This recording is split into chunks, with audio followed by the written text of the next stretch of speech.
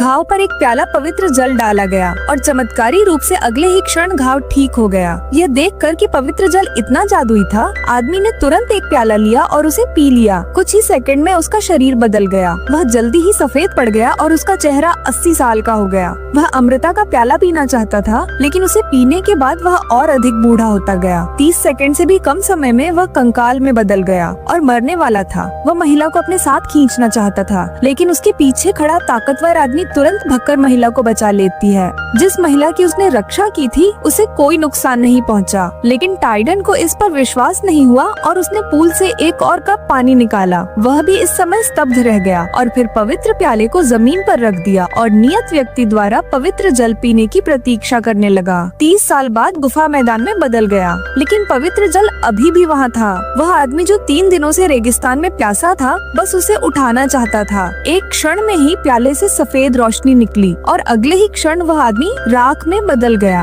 अपने दोस्त को राख के तालाब में बदलते देख ज्यू हेई ने किसी भी चीज की परवाह नहीं की और सीधे पवित्र प्याले के पास गया। उसने सोचा कि प्यास से मरने से बेहतर है कि जुआ खेला जाए। फिर उसने पवित्र प्याले को कसकर पकड़ लिया। हैरानी की बात यह है कि वह राख में नहीं बदल गया। यह पता चला कि ज्यू हेई वह भाग्यशाली इंसान था जो जीवन काल में एक बार उसके पास आया था। फिर उसने पवित्र जल पिया। जैसे ही वह वहाँ लेटा हुआ पवित्र जल की शीतलता का आनंद ले रहा था, उसने यह उम्मीद नहीं की थी कि अगले ही पल एक चमत्कार घटित हो जाएगा। जिस भूमि जमीन को उसने छुआ था, वहाँ सचमुच बहुत सारी हरी भरी घास उगाई और शीघ्र ही सभी दिशाओं में फैल गई और जल्द ही पूरी भूमि को ढक लिया। ज्यू हेई को एहसास हुआ कि उसके पास महाशक्तियाँ हैं।